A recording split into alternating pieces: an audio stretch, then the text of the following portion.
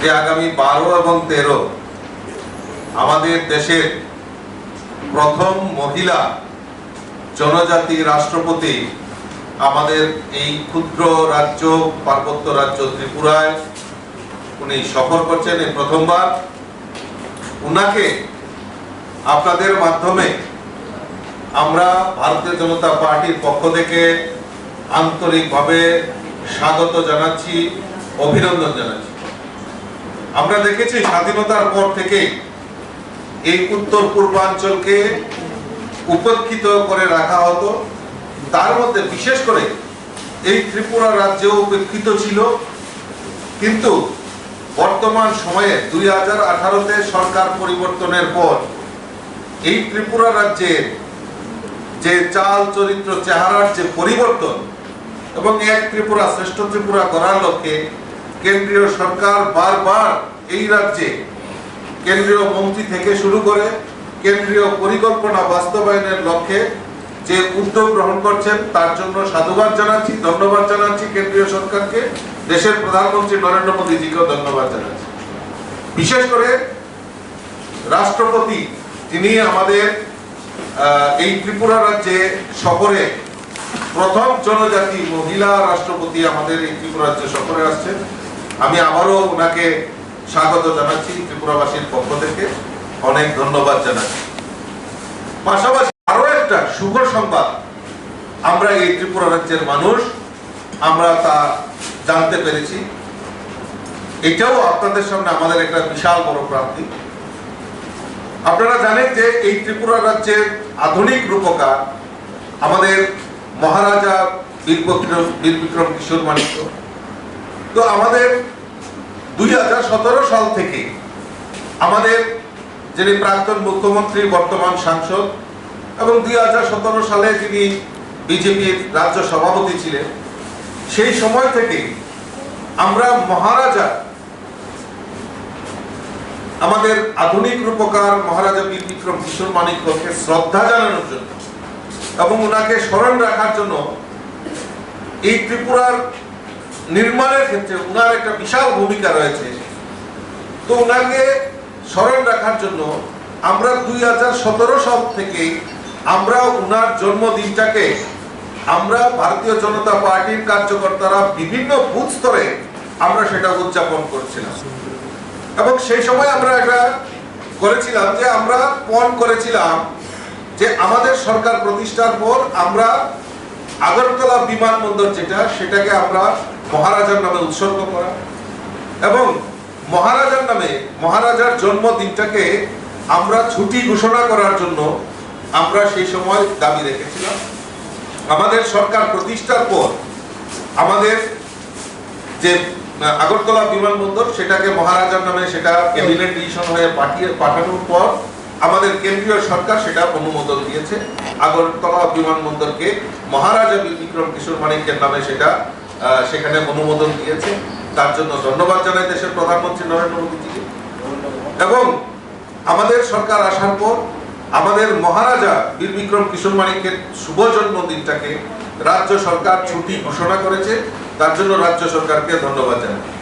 এবং আমাদের কাছে আরো একটা আমাদের কাছে বড় প্রাপ্তি ঘটেছে। আপনারা জেনে খুশি হবেন যে মহারাজার নামে ডাক টিকিট ঘোষণার কথা সিদ্ধান্ত কেন্দ্রীয় সরকার তার অনুমোদন দিয়েছে, অচিরেই সেটা বাস্তবায়িত হবে। 9 সেপ্টেম্বর তার অনুমোদন দিয়েছে। তৎকালীন যিনি আমাদের বিজেপির রাজ্য সভাপতি ছিলেন এবং প্রাক্তন মুখ্যমন্ত্রী বর্তমান রাজ্যসভার সাংসদ আদরণীয় বিপ্লব কুমার দেব মহোদয়, তখন আমাদের যোগাযোগ যিনি রাষ্ট্রমন্ত্রী বর্তমান যিনি জম্মু কাশ্মীরের লেফটেন্যান্ট জেনারেল শ্রী মনোজ সিনহাকে উনি রিকোয়েস্ট পাঠিয়েছিলেন, তার অনুমোদন গত 9 সেপ্টেম্বর সেটা দিয়েছে। তার জন্য আমি আমাদের ভারতীয় জনতা পার্টির পক্ষ থেকে আমাদের বিপ্লবজি, আমাদের দেশের প্রধানমন্ত্রী, বিশেষ করে মনোজ সিনহাজি সকলকে আন্তরিকভাবে অভিনন্দন এবং শুভেচ্ছা জানাচ্ছি এবং কৃতজ্ঞতা জানাচ্ছি। ভারতীয় জনতা পার্টি যারা আজকে ভারতীয় জনতা পার্টি বলে জনজাতি বিদ্বেষী, কিন্তু ভারতীয় জনতা পার্টি স্লোগানে বিশ্বাস করে না। ভারতীয় জনতা পার্টি কাজের মাধ্যমে প্রমাণ করতে চায় যে জনজাতিদের এই রাজ্যে জনজাতিদের বিকাশের মাধ্যমে এই রাজ্যের সার্বিক উন্নয়ন সম্ভব। সেটাকে মাথায় রেখে জনজাতিদের কল্যাণার্থে আমাদের রাজ্যের বিভিন্ন পরিকল্পনা আমাদের সরকার নিয়েছে বিভিন্ন সময়ে, যার মধ্যে সবচেয়ে বড় জিনিস হলো যে এই রাজ্যে প্রথমবার বিজেপি সরকার বিভিন্ন অংশের জনজাতি যারা সমাজপতি আছে তাদের মাসিক সম্মানার্থে তাদেরকে সাম্মানিক আর্থিক সহায়তা করার জন্য ভাতা চালু করার ব্যবস্থা আমাদের রাজ্য সরকার করেছে। স্বশাসিত জেলা পরিষদে যাতে ক্ষমতা বৃদ্ধি করা যায় এবং ওই এলাকায় আরো বেশি করে একলব্য স্কুল, আপনারা জানেন ইতিমধ্যে আমাদের কেন্দ্রীয় সরকার স্যাংশন করেছে, তার কাজ শুরু হয়ে গেছে। এবং এডিসিতে আপনারা জানেন যে 28টা সিট রয়েছে, সেখানে যাতে 50টা সিট করে ক্যাবিনেটে ডিসিশন করে সেটা কেন্দ্রীয় সরকারের অনুমোদনের জন্য সেখানে পাঠানো হয়েছে। তার ব্যবস্থা, তার উদ্যোগ আমাদের ভারতীয় জনতা পার্টির সরকার করেছে। তো ভারতীয় জনতা পার্টি মূলত আমরা স্লোগানে বিশ্বাস করি না। ভারতীয় জনতা পার্টি চায় কাজের মাধ্যমে প্রমাণ করতে যে ভারতীয় জনতা পার্টি জনজাতি, এই রাজ্যের জনজাতিদের বিকাশের মাধ্যমে আমরা এই রাজ্যের পরিবর্তন সেটা করতে চাই এবং এই রাজ্যের বিকাশ করতে চাই, এক ত্রিপুরা শ্রেষ্ঠ ত্রিপুরা করতে চাই। 25 বছরে একটা স্লোগান আমরা শুনেছি, ইনকলাব জিন্দাবাদ, আমরা খাবো তোমরা বাদ। এখন 25 বছরের সেই স্লোগান পরিবর্তন হয়েছে যে সবকা সাথ, সবকা বিকাশ, সবকা বিশ্বাস আর সবকা প্রয়াস। এই মন্ত্র নিয়ে আমাদের ভারতীয় জনতা পার্টি সরকার কাজ করছে এবং সেই কাজের লক্ষ্যে আজকে সমস্ত জায়গায় সমস্ত অংশের মানুষের যাতে সুবিধা পায় তার জন্য ব্যবস্থা আমাদের রাজ্য সরকার করছে। তো আমি আর কথা না বাড়িয়ে সকলকে স্কুল, কলেজ, রাস্তাঘাট, স্বাস্থ্য পরিষেবা উন্নয়নের লক্ষ্যে 1300 কোটি টাকা উনি ঘোষণা করেছেন। তার জন্য কিন্তু আমরা আন্দোলন করতে হয়নি।